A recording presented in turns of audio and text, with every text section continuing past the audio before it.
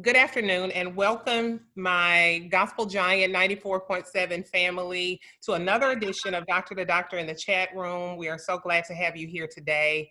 And as I always say when I start the show, if you have not been tested for COVID-19, please do so. Just contact your local health department and they can steer you in the right direction in terms of where you can go to get tested. So glad to have my lovely panel with me today, and we will get them to tell you a little bit about who they are in a moment. Um, Over the past few months, there have been events occurring that have kind of forced us into reckoning with structural and systemic racism that people of color have experienced over generations. And hopefully we are moving towards building sustainable equity for all. And we want to start translating all of these energies from the events that have happened into meaningful and lasting change. And we know that one way to do this is to just have meaningful conversations. And so we are here today to do that as we converse about the plague of racial inequality. I have with me again, and I thank her so much for coming back. This is her second week in a row. Dr. Kenyetta Wynn is here. I have Pastor Gus Lohrum, and I have Pastor Brad White, and I'm going to ask all of them, starting with Dr. Wynn, if you would, ladies first, if you would just tell us a little bit about who you are and your background, and we will move on to Pastor Lohrum. Dr. Shaw, thank you for having me back today. I'm very excited about this opportunity. As you said, my name is Dr. Kenyetta Wynn, and I am an administrator in early childhood education and diversity, equity, and inclusion coordinator at a school here in Houston, Texas. And I'm glad to be here. Pastor Lohrum. Okay, my name is Gus Lohrum. I've been pastoring in the Memphis area for starting now my 8th year. And with a Disciples of Christ congregation, and we are a congregation that we're much like Baptists. We govern our own affairs, and so just happy to be a part of the conversation. Thank you so much again for being here. Pastor White. I am a missions evangelist. I live in West Tennessee, have for 30 years, and but I travel all over the world. I've been in 123 countries now. And so I've seen the view from a lot of different places and indeed race relations in a lot of different places. Mm-hmm. And I'm obviously very concerned about where we are in the United States and where we're going. Okay. So we're just gonna kind of move into the discussion. And I think a really good place to start is with one of the recent incidents that we had with the George Floyd case, and how that case sparked an uproar from people that across the ethnic lines and people not of color. And many whites are saying that this racism can only be remedied through their health. Tell me what you think. And what do you think the difference is with this case and why people across the ethnic lines are taking a stand now?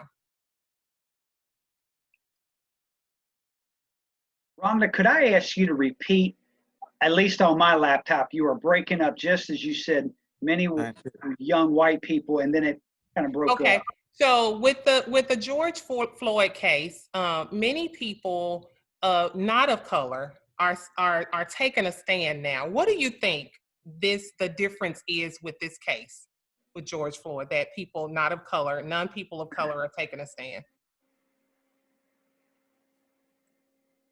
You just can't explain this one away. You know, my whole life, and many of us come from a culture, especially in the white community, where we are taught from birth that the police are good. You know, you support them even when they don't make, they might, do some things to excess sometimes, but we support them. And because of that, we have just, it's ingrained in us to believe that they're doing right. And even when we see many of the incidents that have happened in the past, we could usually explain it away in our minds that, well, you know, put yourself in this position. Imagine you're being taunted by different, you know, a lot of times these things happen and you're being taunted by the crowd. Adrenaline is up. So we naturally have given the benefit of the doubt. But in a case like this, where you see a knee in a man's neck and him crying for breath, it doesn't matter what he might have done to precipitate the events. Let's say he had just caused all the situation. That's, you know, just for argument's sake for a moment. Even if he had been completely at fault to escalating it to where it was at, you cannot justify in any way, shape, or form what was transpiring at that moment.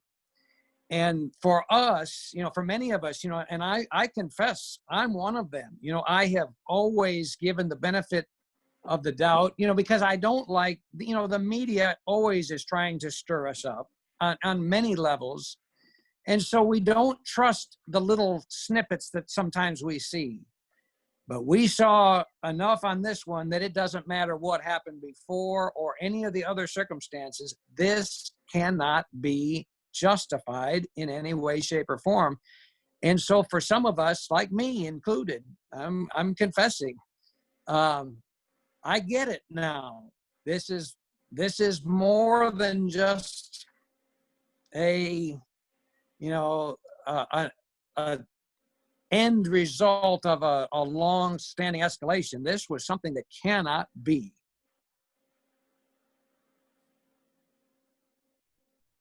I Yeah. know for myself, I would echo everything that Brad just said, but I think when I watched the video of George Floyd, I thought, how many years had it been since Rodney King? And I remember Rodney King holding up his hands, just asking to stop beating me, you know, and he was already submitted. And I don't know why it was this one. Probably just because it was so graphic, it looked so cold. It's just enough's enough, you know. And lasted so long, I think. Yeah. Maybe the man crying out for his mother.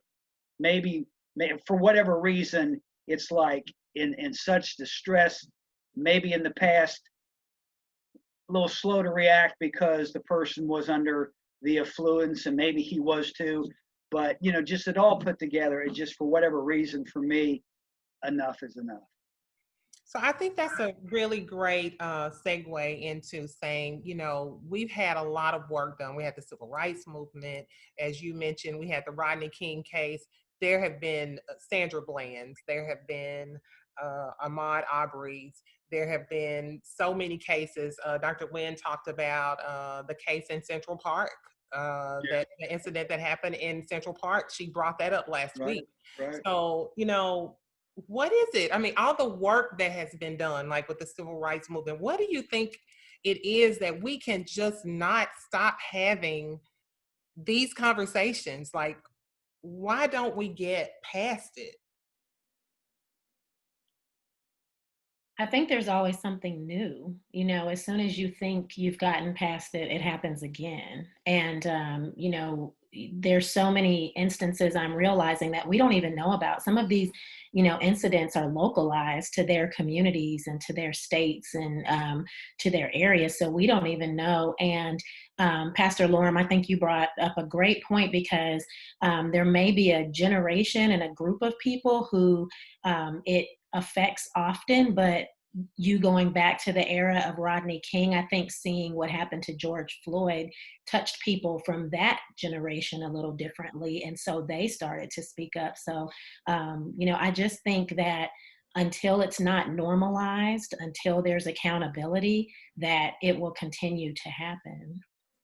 Yeah, I agree. Um, I was watching maybe a month or so ago, I was watching the news one night, and I think it was Chris Como that talked about one of his African American friends had said to him, ask him the question, why doesn't America love me? And so I've just kind of been asking that question as I've done a series of shows on race relations. Why do you think it is that America has had such trouble embracing people of color?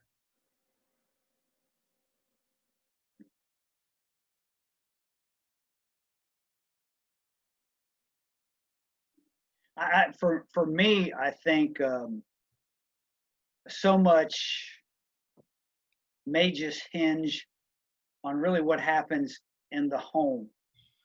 I grew up in a home where my father would tell me stories about his father, including taking him to a Ku Klux Klan meeting. And my dad said, "Oh, it was horrible, scared him to death." My father never used the N word in our home, but yet an early memory I have, and my dad died in '72, so he's been dead and gone for a long time. But as a older age child, I remember my brother wanting to bring in a friend who was black, and my dad, in so many words, said, "No, don't bring him into the home." And so, at least for me, there was a lack of clear modeling. Well, which is it? And then there would be other occasions where my father would speak glowingly about a man he knew. His name was George Butler. He was a custodian of a church. My dad thought the world of him, but yet, there was separate but not equal. And I don't know. I think, and maybe I'm getting ahead of some questions, but I just think at a grassroots level amongst adults who are raising our children, we haven't done a very good job of reaching across to people who are different than us. So I'll leave it at that. I think on my case, it would be very different than Gus's case because, and this is probably part of why it's taken me personally so long to understand or really grasp the, gravity of the situation, is because I grew up in a home that was totally opposite. There was no prejudice. There was no, it was completely frowned on. I can remember at a small age, I was talking with a friend. I was probably 4 or 5 years old, and something was said about the N-word. And I said, "Oh, no one could ever say that because someone will come." I had this picture in my mind that my mom denies to this day, but I know somebody told me. I thought the Grim Reaper would show up if you said the N-word and would slice your head off. That was what I thought when I was 4 or 5 years old. That was the gravity that they had instilled in me, how bad that was and how you treat everybody equitably. So because of that, I just kind of thought everybody was like me, that the racists they were out, somewhere else, that it wasn't the mainstream. And it's people like me, I think, that have come along slower because we really truly did not see it because we didn't think it was there. We thought that was just, some wild pockets, out in the hills and out in another state, another place, another time. But, I didn't see it. And I, on any kind of scale that would have caused alarm. And so I just didn't really think it was there. I thought I thought the media was trying to find these little pockets and broadcast them like they're the mainstream, and this is what's happening everywhere. And I'm confessing to you, I just really didn't think it could possibly be on a scale that would cause the alarm that it should be causing. Well, our country was founded on separation, division, and oppression based on race. And so I think we are dealing with systemic racism and systemic issues.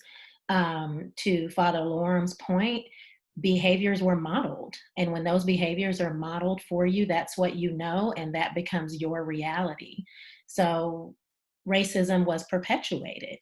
And once it moved from freeing the slaves, we then moved into Jim Crow. And once we moved, into Jim Crow. We continue to have invisible laws and rules and racism. And so I just think it's systemic, and it's years of systemic racism. And when you're trying to undo something, it takes a lot of time. And I said this last week, we're talking about 400 years of this racial divide in our country that was very intentional. So it's going to take conversations like these to move the needle. Absolutely. Um, so, so much of the early American Christian identity is predicated upon pro-slavery theology. Some now even calling the Bible a book of oppression, yet there are still others that see it as liberating. Share your thoughts about how all of this ties into where we are today in terms of race relations.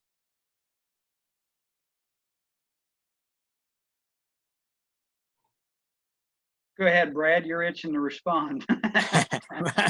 well, well, I think that unfortunately, the Bible, like any other book or any other thought process, has been hijacked by people of every kind of stripe over the years to promote their ideology. But I think it would be very unfair to say that the Bible itself is a book of oppression or pro-slavery, because Jesus said he came to set the captive free.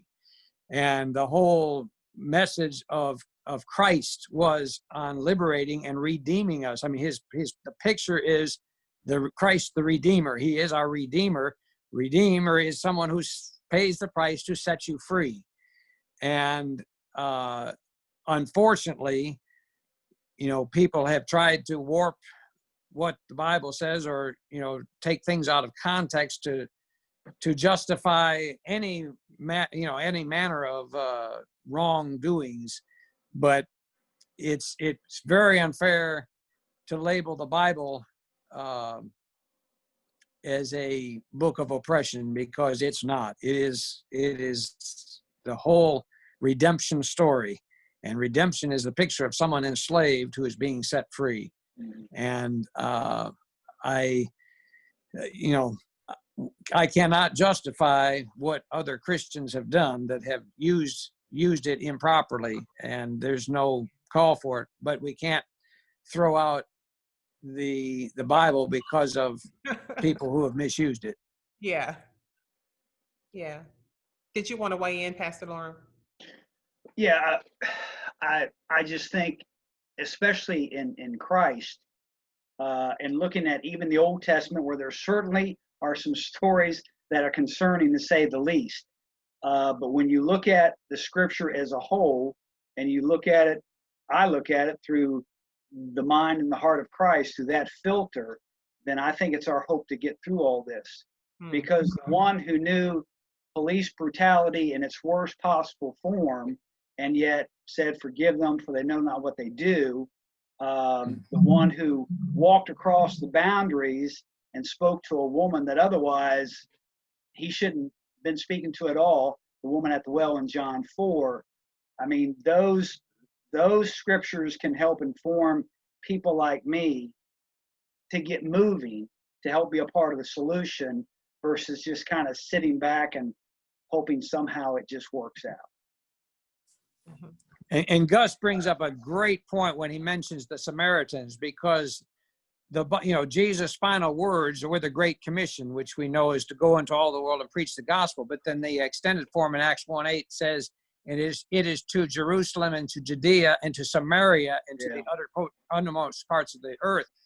He intentionally mentioned in the Great Commission Samaria, which is the person who they were prejudiced against. And that's exactly what he was pointing out, we are to reach those that, prejudice is wrong. And these are people who we are supposed to reach, because these are people whom Christ died for.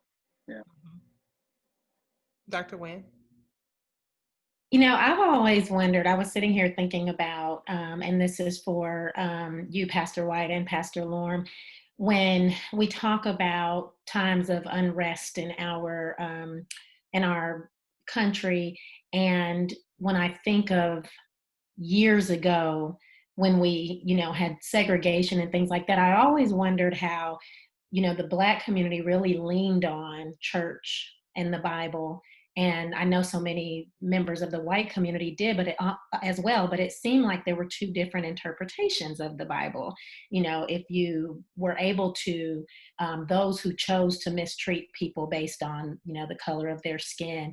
And oftentimes those were still praying people and people who, went to church. And I've just always wondered, what is your take on that? What is your perspective on how that happens? And I think you kind of said it, Pastor White. I think you said there are people who take the Bible and kind of make it their own and not in the way, that it was meant to be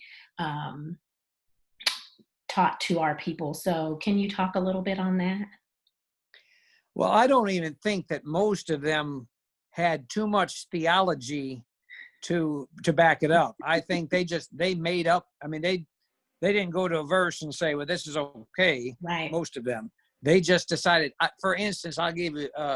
I can remember my father talking about somebody that he argued with many years ago. I'm talking about in the 60s, because that person tried to say that Black people were descendants of Ham, who was Noah's son that he cursed because, of the situation there. And now, where could anyone on earth get such a stupid idea? But what he was doing was trying to find something that was cursed in the Bible and then justify it by saying, well, Black people must be that, so that because he didn't like Black people, so he was going to try to find something, and that's how it was weak. Anyone can see that that's ridiculous. That's, objective, but you wouldn't believe how many other white people parroted that once they heard that. Oh yes, because they were looking so hard to find anything to justify their racism. Right. Thank you. One of the common themes with racism that we talk about is privilege. Let's talk about privilege a little bit when we come back from break. We're going to go to break and we'll be right back. We are talking about race relations in America. We will be right back on 94.7 FM.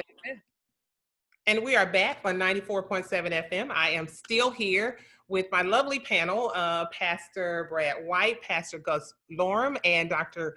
Kenyetta Wynn. And we were going to move into some talk about privilege, and I'm just going to turn it over to Dr. Wynn at this moment. Yes, we talked about this a little bit on last Saturday, and the privilege that we've been talking about lately is identity privilege.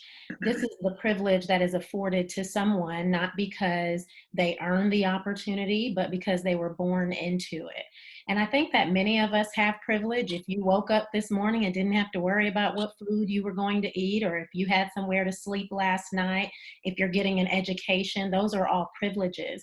But what we're finding right now when we talk about racism is that a lot of things that are happening in our communities are their result of privilege, of people not knowing that or not recognizing that they're able to do certain things because of the color of their skin. And that's what we call an identity privilege, when doors are open to you, not because you earned those opportunities. And so until we can acknowledge privilege and that, one person may have privilege because they were born a certain race, and that those opportunities afford them chances to do things that other people cannot do, maybe get certain jobs, maybe have opportunities in leadership.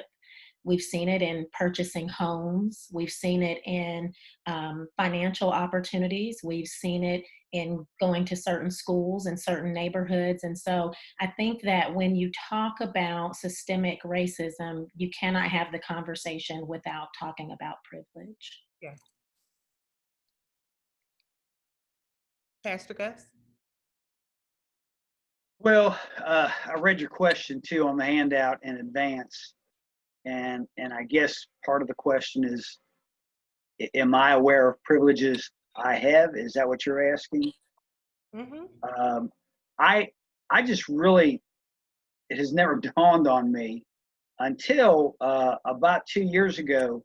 We had an African American young man serve as our keyboardist until he went into the military, into the Navy, and having some conversations with him for whatever recent, police kind of incident had come up somewhere across the country, and he and I were talking. I just asked him. I said, "Were you ever pulled over and you had to really watch your P's and Q's?" And he said he did, and said his mom and dad had to really tell him, if this ever happens, how to conduct yourself. And the only thing I can tell you is, I never had to have that kind of conversation with our son. I just didn't. Be respectful, yada yada, but not like that. And so, it was sad to hear Robert explain how he had to be prepped, and that he did pull over once, get pulled over, and what his experience was like. But I just never had to have that conversation with our son, and I'm sorry it's where it is today for so many. Yeah. I'm sure you were probably going to touch on this at a later point in the conversation, but one of my concerns from the opposite angle is that the more that we talk about this, are we giving as much attention or as much effort to trying to teach those that maybe did not naturally get the privilege that they still have the opportunity? Sometimes I fear, I'll be as transparent as I can right now, because I know this will be, this admits that, a bad trait in me. But when I have driven in years past through a certain part of Memphis, and I see some youngsters that have their pants half down their rear end, and walking with kind of an attitude, the natural reaction that I would had, I'm not justifying, I'm not telling you this was right, this was wrong, but this is what the first thing that goes in your mind is, oh, I can't stand that attitude. Why? And then I believe the Lord has checked me and said, but why don't you see the need of that young man or whatever? I'm afraid sometimes that we have almost given the impression that to many of our young people, especially those of color, that they can't make it. We keep telling, because we keep telling them sometimes that the system is stacked against them. If we keep saying this, how long does it take before they just get the attitude, it's not worth trying, so I might as well just, give up? Our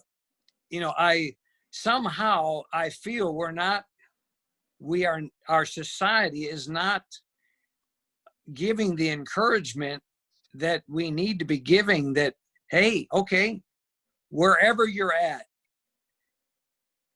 you can make it.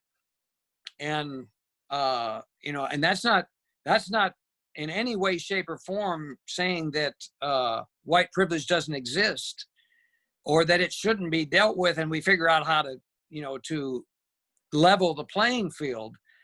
But as this conversation is happening, at the same time, we need to be projecting the fact that opportunity has greatly advanced, and it is there. Whether there's challenges or not, it's worth the effort to move forward, and it's not impossible. And because it is, the opportunity is there, and whether we need to do better, we all agree, yes, absolutely. But I don't want us to project hopelessness as we realize the problem at hand, because this problem at hand is not going to disappear. No matter how many conversations we have, it's not going to disappear overnight.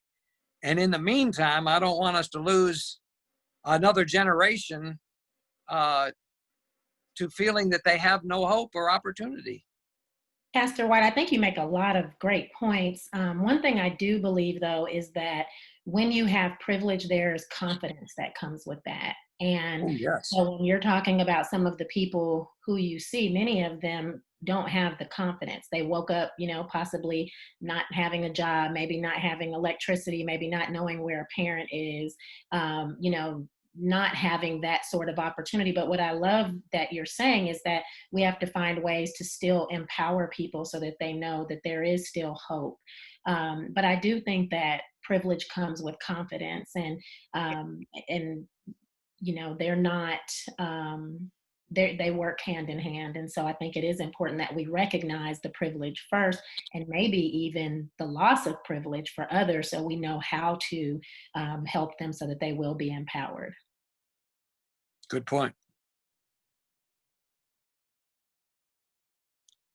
So the young people are really taking a bold stance right now. And I said, I think even on last week's show, that I can clearly see that they're saying that this is not just a moment, it's a movement. Dr. Wynn even talked about her four children, and how, when one comes to them for something, they kind of listen, but when four come, when they when they come together, it's like it's a movement. That's called a press. It's really when you're supposed to run. Yeah. So, what do you guys think the role of the young people will be in this particular movement? What do you think their role will be? What's the impact going to be from the young people? One thing it can be is longevity, that this isn't just a time we check off the box, we play nice for a little while, and then, we have another incident. I think a younger body of people helping this to change means it's much long lasting. It gives me the hope that it's going to be long lasting. Mm-hmm. Great point. I think they bring a different mindset as well. They are products of progress. So even though we're not where we want to be, many of them have grown up in a time where they've seen more diversity, where they're more confident about their thinking and expressing themselves, and they have more outlets to connect with one another than we did. So when one person says, let's stand in solidarity, to whatever the cause may be, that goes to Snapchat and to Twitter, very quickly, and they do that.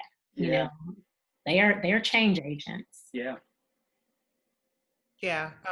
So when I think about the young people's role in this, I do see them as change agents for sure. But I also think about how I thought when I was younger, and my grandmother shared with me some of the things that she experienced, right? And I remember saying to myself, I may have even said it out loud, but knowing my grandma, I probably didn't say it in front of her. But I know I was thinking, no way in the world I would have dealt with that, right? No way in the world I could have gone through that. No way in the world I could have, So and I think there's a stronger sense of that now, right? And young people are standing up, hopefully more so in a peaceful type of way, to say no, no more. We really demand a difference, and I'm really proud of that. I have three grandchildren. I have twins that are 6 years old, and they have a little sister that's 4. I have a daughter that's 29. I have a son that's 27, and they've all been involved in a peaceful protest. I haven't even, but they have. And I'm really proud to say that they are part of the movement. I heard Dr. Wynn talk about her children last week, and petitions that have been signed. I mean, just to think about, things that I read about with Dr. King and the civil rights movement and all of that, our children are actually a part of this movement. People, you guys, and your children, because of how you teach them, will be a part of the movement, if no more than just having positive thoughts about positive change. So I think, hopefully we're moving in the right direction. Um, what will you tell your children and your grandchildren and your friends in terms of how to combat racial injustice?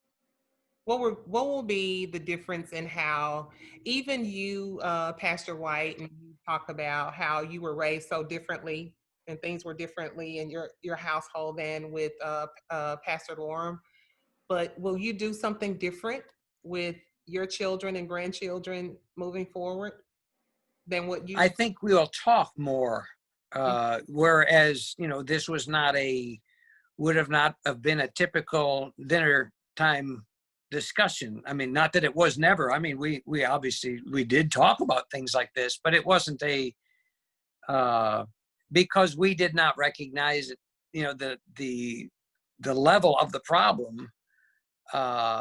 We didn't talk about it as often as we are talking about it now. And I think the discussion is so important. And of course, perhaps one of the biggest things that I hope to see on both sides is that we are careful not to demonize the other side, even though we disagree on some things, because we, just like your discussion with that parent in years past, you would have brought no change, only made matters worse had you come at him with a combative attitude. But by accepting and still showing respect, just as a human being, you were able to demand, really, your actions demanded a change in his behavior.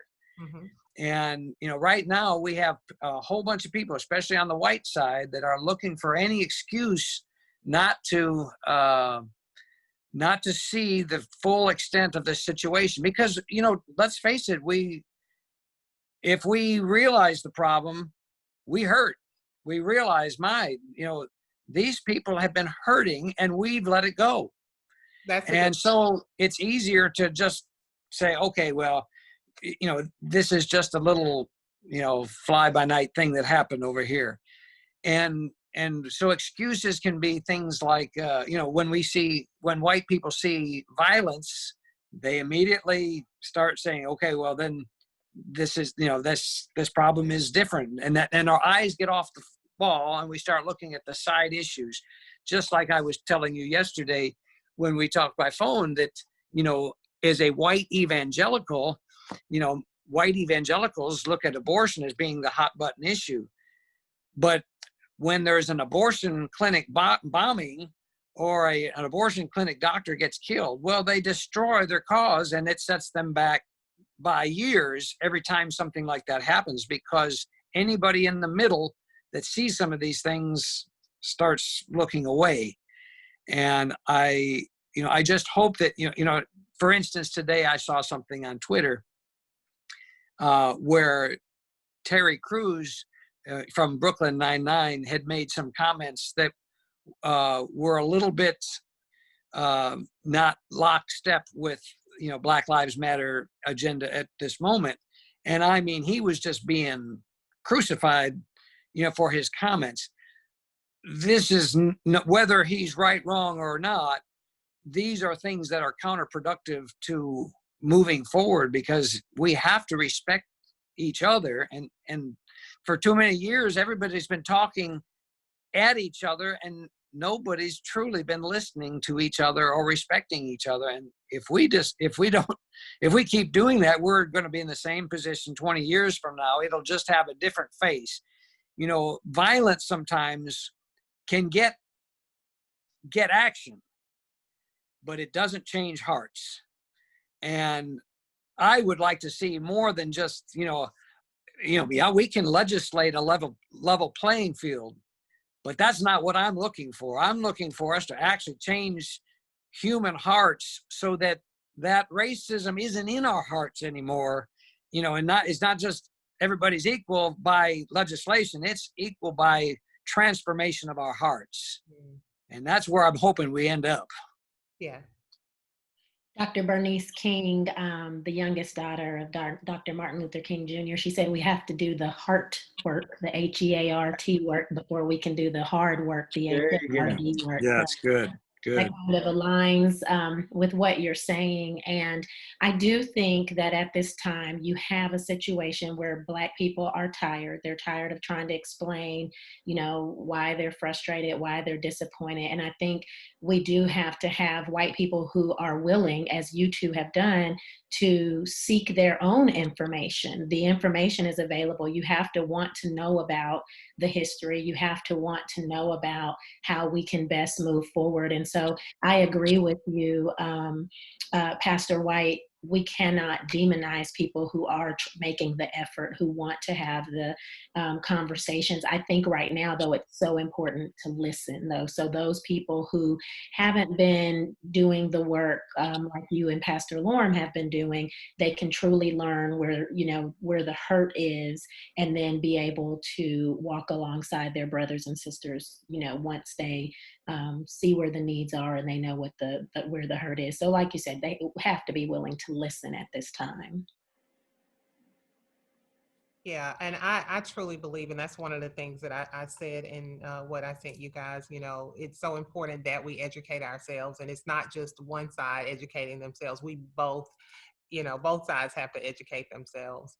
I'm trying to figure out, though, how do we have those conversations with the people that are truly indoctrinated into that mindset of racial inequality, that truly believe that's how it should be, that Black people are inferior? How do we begin to prompt change with people of that mindset? Well, you know, they say if you build it, they shall come. And Mm. I think you have to focus on the people who are ready for change and ready for action, and hope that those who are not at this time will somehow see the opportunity. They may never do it, but I think that there are more people who want transformation than there are not, and we need to focus on those people who want the transformation.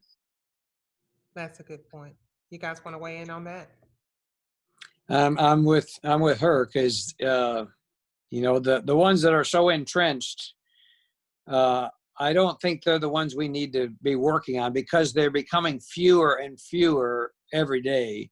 Great. And where we need to get is the people that are the ones like me who just were, we didn't have a racism issue. We had a stupidity issue. Just, I mean, we just didn't see what was really happening, because, you know, we all live in a different world. Even though I was born South, started out in the South, my high school years were in Northern Illinois, and I was in a small community, but we had a large school of 2,000 students that fed from small towns. But we only had one Black student in our high school, who just happened to be my best friend. But going through there, all I saw was how popular she was, and, you know, everybody loved her. But in years after that, when we would be having heart-to-heart conversations, she would tell me of things that I did not know even happened. That where she in fact did have persecution, not on a level that you might, you know, call horrific, but everything is horrific. You know, I can remember us being, you know, one time she told me, and she didn't even want to tell me this. This was the only time in high school she confided with me, that there was one guy in our school who was an utter outcast anyway, that when he would see her in the hall, he would just lean over to her and call her the N-word. And I was absolutely incensed. I could not believe that could possibly happen with the people I knew in my world. And so she didn't even know this was going to happen either, but she told me where it was happening. It was happening outside of our chemistry class every day when he would pass her. So I got all the people in our chemistry class to line the hallway act like we're just up at our lockers. And now you realize now we're going back to, early 80s when George Jefferson was popular, and so the only derogatory word we could come up with was honky. So when he came down the hall and he came up to her and he leaned over and did that, suddenly the entire hall turned into him and got in his face and yelled honky, and he ran off and never did it again. So in my world, I thought, man, I was a champion of racial equality. But in later years, I learned that there was a whole lot more serious things that went on that she never told me about because it was too hurtful. Yeah. And, so it's a matter of waking up the middle of our country today is what I feel. The people that and a lot of them are being called racist today because they've been silent. Well, it's not silence out of racism, it's silence out of ignorance. And, we don't want to, that's the people I don't want to demonize, because these are the people that are going to make the difference in our present situation is to let them educate, not demonize. Yeah. Pastor Lohrum, did you want to weigh in before we move on? I just hope I stay a student of what's going on, because if I stay a student of how can I help, because I do think we're at the tipping point for the better, then those who resist, I can invite them along to say, just come and see, and maybe that'll be less threatening to them. If I, like Pastor Don and I, at some point we're going to have dinner with one another and get our families together. That'll be good, because I have some in my family, my son and daughter, who are questioning, well, all lives matter, not just Black lives matter. And I, have been trying to explain to them that perspective, partly from what, I've heard Pastor Donald say recently. So, and I'm just trying to, because I'm just beginning. Yeah. Just stay a student of it. And maybe as I grow, I can share what I know and model to the congregation for them to come along as well. And I thank you so much for that perspective. We are going to continue our discussions on race relations after we go to break. We will be right back on 94.7 FM. We're back on 94.7 FM, and I'm still here with Pastor Gus Lohrum and Pastor Brad White and Dr. Kenyetta Wynn, and we are talking about race relations in America. I wanted to ask you about a study done by the Pew Research Center on Race in America. It was done back in 2019, and it showed that the majority of Americans, 50%, 56%, say that President Trump has made race relations worse. Further, 15% say that he made progress towards improving race relations. 13% says that he tried but failed. 14% says that he has not addressed the issue, and most Blacks, Hispanics, and Asians believe that President Trump has made race relations worse, while about half of whites actually say the same. Speak to whether you believe what your belief is and explain your reasoning behind it. Well, I think he got off on a horrible footing when the incident happened. Where was it? North Carolina, South Carolina, where a man drove his car into a crowd, and it wouldn't be too hard to find YouTube video of him talking about how the skinheads or the white supremacists, they have some good points in their views. It's like, that alone ought to be enough. I think he has really failed to unify the country in a lot of ways, especially on the race issue. And don't know what else to say beyond that. Yeah, thank you. My fear is that politics is being far too looked to as the solution and the blame. This problem quite honestly, has nothing to do with Trump. That's not saying he's a good man, bad man, or any man. but this is way beyond Trump. This is a far greater problem that has endured through Republican and Democratic administrations and years of legislation trying to correct it. And what I fear, you know, when I listen into the Black community, especially, is the main thing that they're looking to is, oh, well, we got to change, you know, we got to get out and vote in November. Well, yes, you need to get out and vote in November for a myriad of reasons, but that's not where we're going to solve this problem, because, you know, if you're looking to, you know, we're looking to the same people, whether it's Republican or Democrat, doesn't matter which side, we're all looking to the same people that we've been looking to for 40 years, and they've not solved the problem. So we're going to have to solve this problem outside of the political process. And further, what this does is when we make the politics the centerpiece of it, then we automatically put some good people, I'm not talking about skinheads, I'm talking about if we make politics the centerpiece of it, then we take, you know, if you're pushing a Democratic candidate, for instance, you instantly have Republican good, I'm talking about good Republicans that are going to suddenly back away from the cause. And we need something here that's going to unite everybody. So this needs to transcend politics at this moment. That doesn't mean we don't demand politicians to take stands and do things right. But if we make it all about, if they make that the center issue, then we're going to lose a lot of good people on the, you know, in between, because you know, there ain't no good skinheads, all right? But there are good Republicans out there that we need to cooperate and to, you know, participate. And if we make the politics the main issue, we're going to lose a large percentage of people that would support the cause.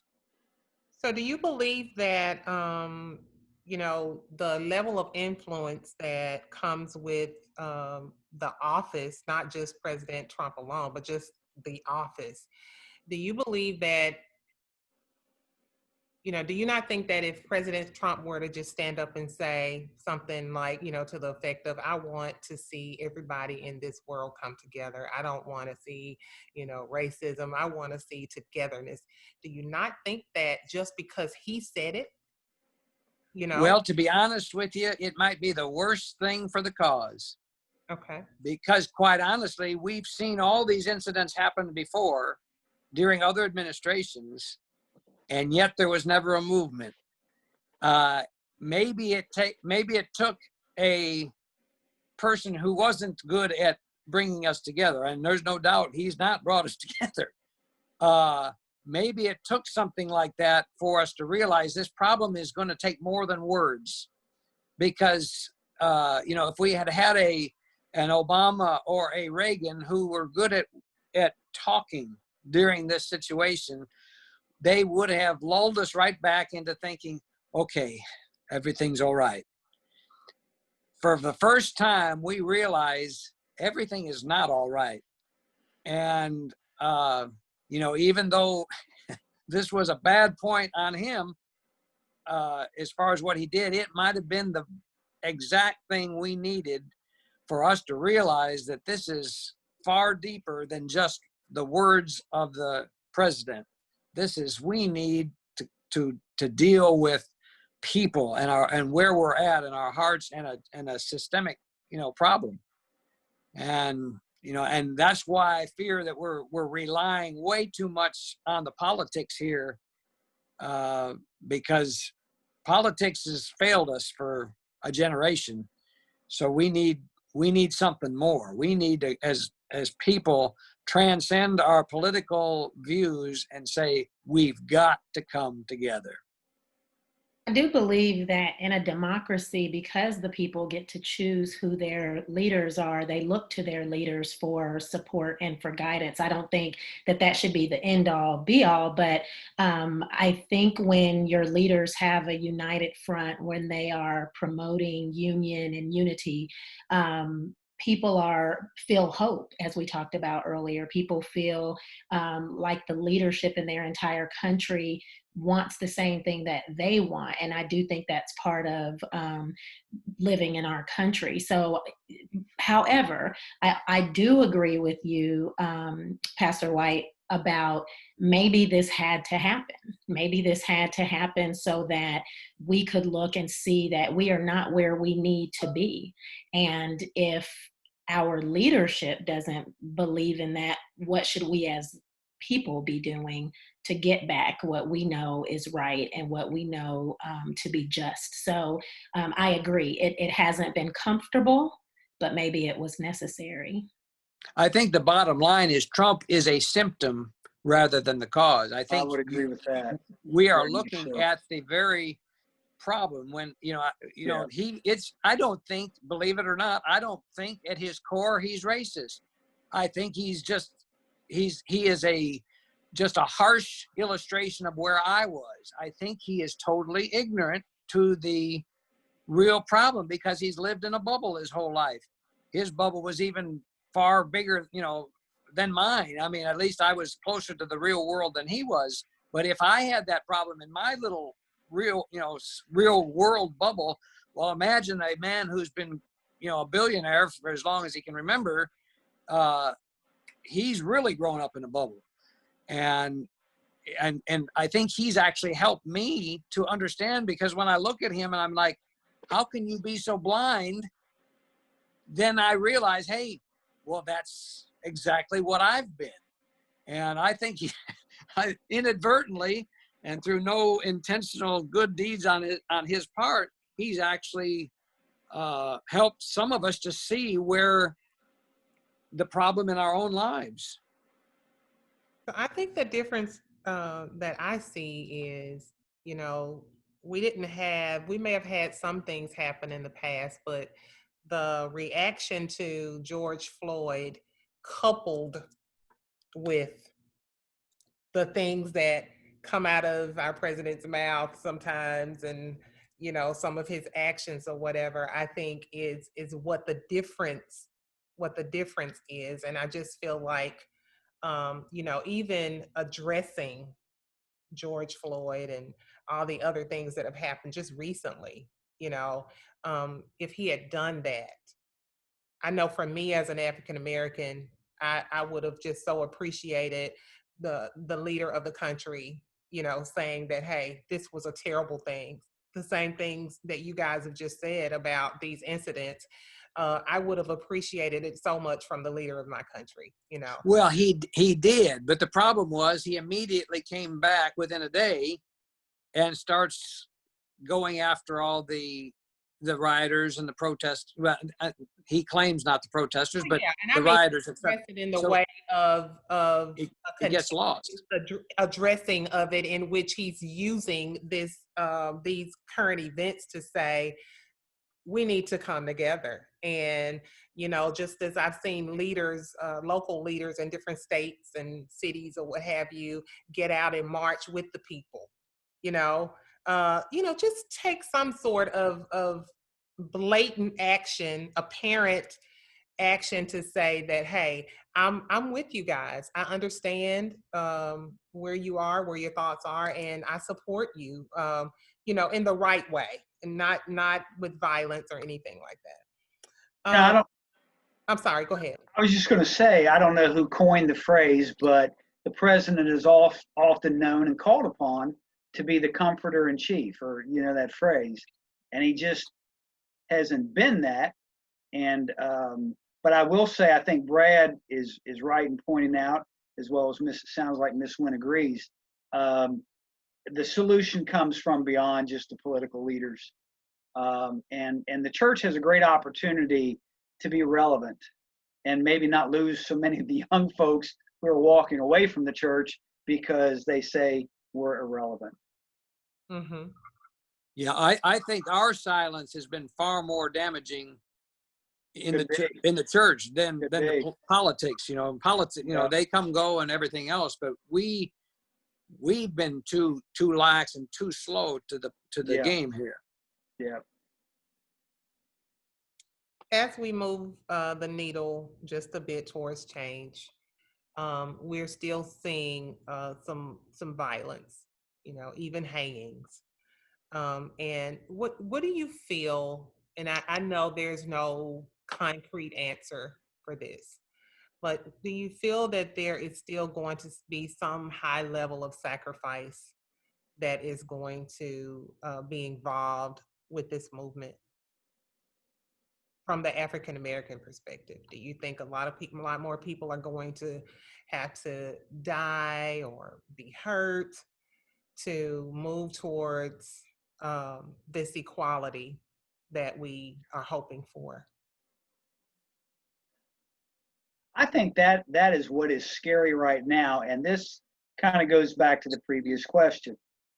I don't think President Trump has set a very good example of lifting up various institutions even when he disagrees with them.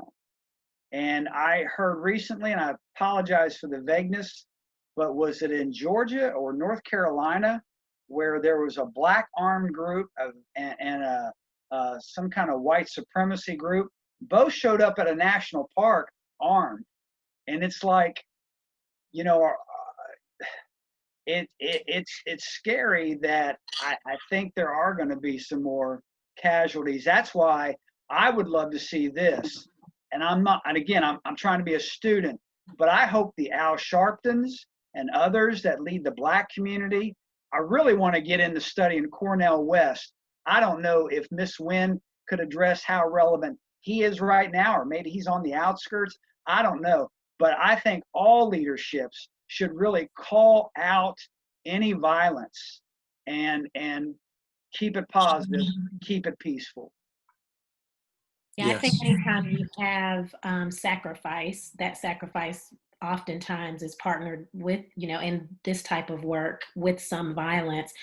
I do think that the African American community has wonderful leaders, but I think we want to make sure that we're not calling on the same people who have been doing all of the work for a really long time. So I like you. I liken to what you're saying, Pastor Lohrum, and some of these civil rights leaders we've had in the past. But I think we need the solidarity and unity from as many people as we can, those well-known leaders as well as those not so well-known leaders. So, and you're referring to what happened in Stone Mountain, Georgia, I think is where that took place. And so we definitely want to have a movement that is nonviolent, but we know that sacrifice and violence seem to be part of these movements. Mm-hmm. I do think, again, the more progress we make, that we will see a shift in that we won't have so many violent actions, but we have some rights in America. We need to make sure that, we're not taking people's rights away from them, but that they can do things in a way that I hope will be safe for everyone. But I do think that sacrifice is inevitable. And Pastor Gus makes such a good point on both sides, that we have to realize that calling out the people that are doing wrong does not negate the core issue or say that the good people are bad. Just like the whites have been so slow to admit that there could be any systemic problem with the police, that there could possibly be a major problem, that we have a lot of, a good portion of police brutality. So we've not called it out for all these years. And yet we have to realize that we have to call it out. That does not mean we do not support the police. It does not mean that we think they are, that's a super noble profession. I mean, I'm thankful. I mean, I thank God that the police patrol the streets and keep us all safe. And I honor them. But that doesn't mean I shouldn't call out those that are doing wrong. And the same thing within the protest, community right now, when there are those that are doing violence, we help our cause. We don't actually hurt. Just like, the Black community has felt hurt because I would never acknowledge the excesses or the wrongs that the police were committing in certain places, because I wouldn't admit that. That has hurt the whole police, everywhere, because of that in the long run, because it made the Black community feel they couldn't trust any of them. And the same thing with this. Now that we're on the other side, we need to make sure that we're calling out those that within the Black community, that that they're calling out those that are doing wrong, because it's going to destroy the cause. And well, we talked all of us about that last week too, in terms of the biases that we have. We bring those with us, into our, our work, the work that we do. I mean, our biases come with us. So if you are a racist and you're in law enforcement, I mean, that's not going to go away. You know what I'm saying? Just because of your job. So, I mean, I think we've even seen it in healthcare and in any other profession. So, yeah. As long as we have the monuments that are deemed to represent white supremacy, do you think this whole idea of racism and oppression, is going to change as long as we are saying these monuments should stay because, they're a part of history or whatever? I know I mentioned this last week, but I think those types of monuments belong in museums. And I also believe that we can't just remove statues, we have to remove systems. Yeah. Yeah, I'm all for looking at the process of removing any symbol, whether it's the flag in Mississippi or the statues that only lift up the oppression. Yeah, I think we've got to. That's got to be a part of it, because hopefully it'll be a healthy sign. More healthy systems are coming into place. It's a tough one for me, just being honest with you, because I see it more as a distraction than anything else, because I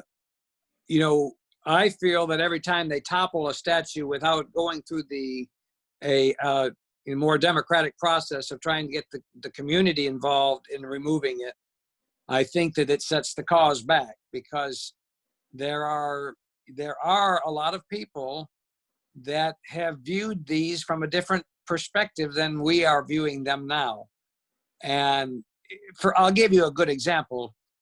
If we really wanted to take this on a worldwide level, we'd have to remove the pyramids and level the pyramids in Egypt, because they were built by slave labor. And yet we all know that the pyramids transcend that and have become historical objects. So for many people, these are in fact historical objects, and for some of them, they have become they are something that goes back, especially you talk an older person, they remember a statue that's been sitting in the center of a town since they were a kid. And so, and if they never thought of it that way, they can't grasp this principle. Now, if we try to educate them and help them along with that, I think we could get them on board. But when we go and pull them down with a crowd that just does this, then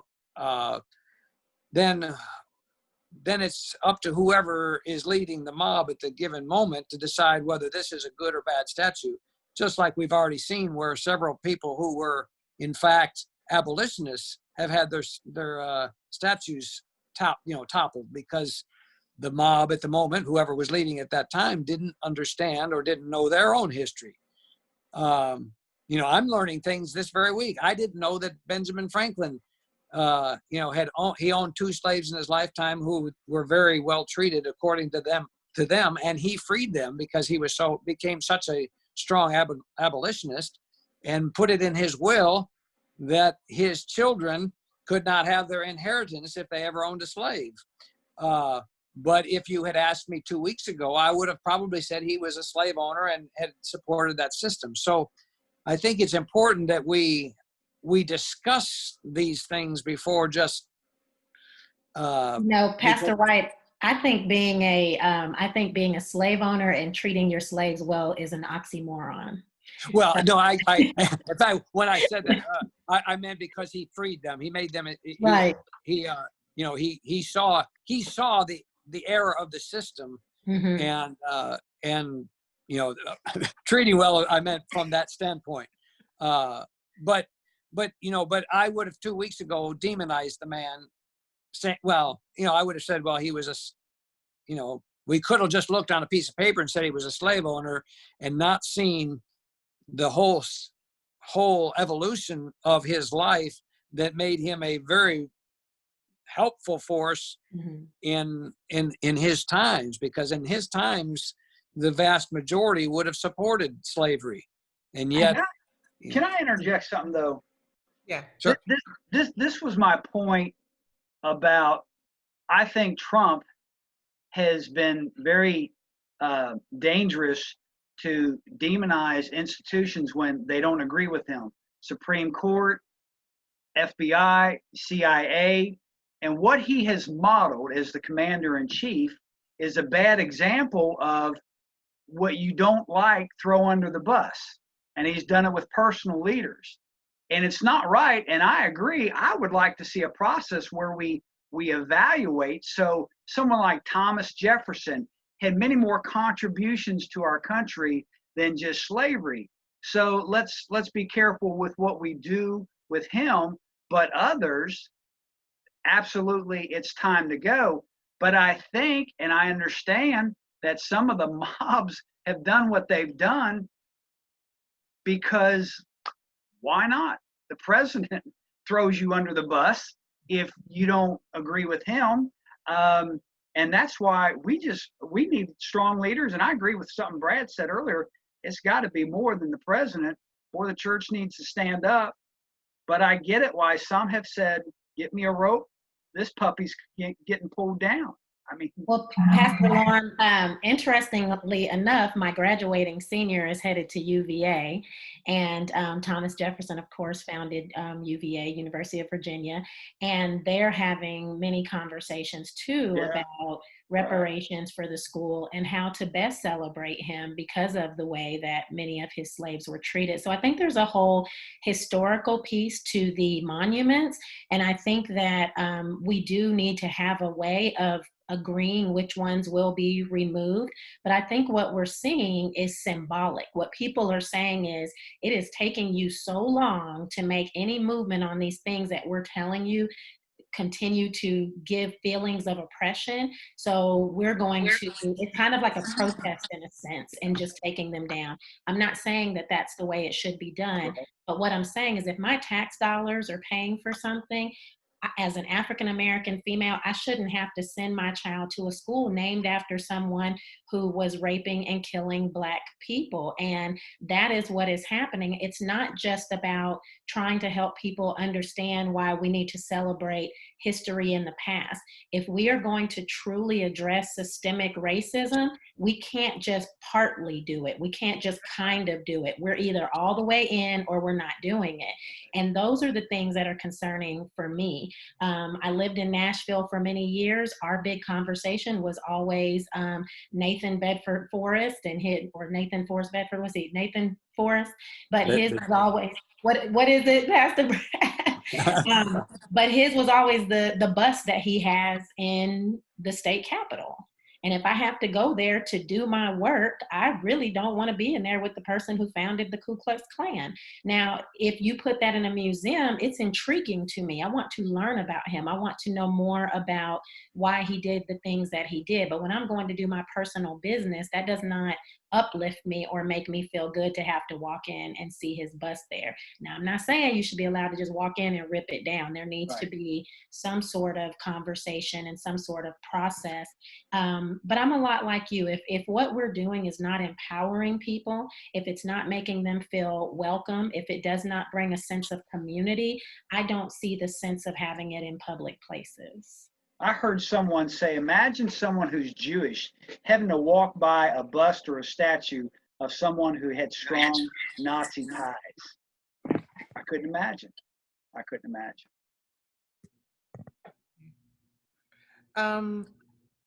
As we move towards an end, I have one final question, and then I'd like for all of you to just share your final thoughts before we go today. So, as right before all of these events that we've been discussing today hit, we were hit with COVID-19. And there have been, and I think my numbers are even low now, over 120,000 people that have Mhm. died of COVID-19. And African Americans are particularly susceptible to this disease. And President Trump has even stated that we need to kind of cut down on the testing. If we cut down on the testing, then we can cut down on the cases. Do you believe that there is a direct correlation between um, racism and the severe outcomes of COVID-19 with African Americans, being that, there are certain underlying conditions supposedly that make us more susceptible? Do you think there's a direct correlation? I really don't have an opinion on that. I mean, I believe the numbers. The black community has been impacted much more. Uh, I guess probably given so many other things, it figures the black community would be more vulnerable. The African American community would be more vulnerable. But beyond that, man, I just don't know. Like I said, I'm just trying to get to be a better student about everything right now. Yeah. Pastor Brad? Well, I would be with Pastor Gus on that. I would tend to believe that it would be related to all the, if you look at a large host of diseases and such, it hits the black community harder because of the higher rate of hypertension and diabetes and such. And I would assume that would be the same case with COVID-19, is because we're seeing that anyone who has other underlying conditions is always more vulnerable to the worst outcome of COVID-19. So obviously, I would assume that the higher rates of hypertension and diabetes and other underlying conditions would contribute to the black community having a worse result from COVID-19. I certainly don't see anything sinister at work, but as Dr. Gus said, I don't know, because I didn't know a whole lot of things, and I've already learned that I was ignorant to a good many things in the past, and so I'm open to learning. I do think the health disparities that exist can contribute to that gap as well, and also access to quality health care. So some of those things are systemic. I also read earlier this week that 50% of the essential workers are African American women who are working with COVID. So it is more likely that people in their homes may be exposed to COVID because they're working closely with it. So many women are on the front lines and don't have the options of working from home and really social distancing or quarantining in a sense, because they've got to make sure that they can feed their families and care for their families. So I think there is some correlation. I don't think it's the only reason, but I definitely think health disparities and healthcare access have a lot to do with it as well.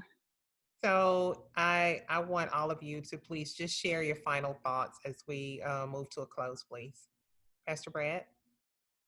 I think what I would want to implore, especially the black community, is don't fight evil with evil. Somebody in this situation, and as I would implore the same thing to the white community, if that was who I was addressing at the time, as I have in this past weekend, somebody's got to take the first step. Somebody has to to turn, has to do the kind gesture when it was not necessarily deserved. If we always come back tit for tat, we just keep getting deeper and deeper into this. And for many people like me, we have a natural reaction when we feel like we're being blamed and we were not at fault. I have not done the racist things that many of these other people have done. I have not harbored that in my heart. I can honestly say that. And so it does hurt sometimes when you feel like you're being blamed for something that, a system that you did not create. And yet we as white people have to realize that for there to be a solution to this, whether we personally caused the problem, we are in fact responsible for the solution and to moving forward. And we have to take a step that maybe we don't feel was our fault or whatever. That doesn't matter. We need to go forward and say, hey, I'm part of the solution and I have a responsibility. Whether I am the one who did it or not, I have a responsibility to help solve this problem. And for those in the Black community, especially those who indeed have been a victim of a racist remark or a racist system or whatever form, if you react with hate or violence, that just puts us farther away from a solution to this problem. And I implore everyone, let's be the one, whether we think we're innocent or not, let's be the one who moves forward and makes a step to the solution. And if that means, and if that requires me to say, I'm sorry, in fact, I'm going to tell you, I apologize, and because I was not realizing the full extent of this. I apologize for my apathy, and I apologize for my ignorance of the situation. And whether I actually caused it or not, I need to stand up and step up to the plate and say, it is my responsibility to solve this. And I just implore everyone on all sides, let's take the high road, just like you did with that parent. And instead of combating with evil for evil, come back and show God's love to each other and say, let's find the solution and let's get this over and done with permanently. Thank you. Pastor Lohrum? I just intend to do what I said at the opening, and that is spend some time with people who don't look like me. And Pastor Donald and I, we're going to have our men's group get together here in a couple weeks, hopefully. And I'm going to reach out to some Hispanic congregations and just try and practice what hopefully I'm preaching. Amen. Thank you. Dr. Wynn? I'm going back to what Dr. Bernice King said. We have to do the heart work, the HEART, before we do the HARD, the hard work. We have to recognize our biases. We have to know that we're not bad people because we're a work in progress. There are things we are working on. I think once we know better, we have to commit to doing better. I think that we have to commit to being part of the solution and not the problem, and that there is nothing that is too small to help us move forward, to help with this movement. And I think we need to keep the conversations going. We have to have people who are sharing, and we have to have people who are listening, and I said this last week, they need to know their history. And this isn't a Black history or a white history. We need to understand our American history. And in that way, if we know, from whence we've come, we can figure out where we're going. So. I have to say thank you again to all of you for your time first, and then for your transparency. And I want us to continue to have these crucial discussions, in our personal lives and in our congregations, and all of the people that we interact with throughout. And hopefully we can do this and move the needle bit by bit by bit, Mhm. and we can move towards change and equity and equality, and just agree to disagree. And but let's just make this world, let's just commit to making this world a better place for our children and our grandchildren, and that they can be in a better place than what we've been. Yeah. Um, I say to the listening audience, thank you again for being with us. And please come back and share again on next Saturday at the same time at 2 p.m. on 94.7 FM on Dr. to Doctor in the Chat Room. I've enjoyed it, guys, and we will see you then.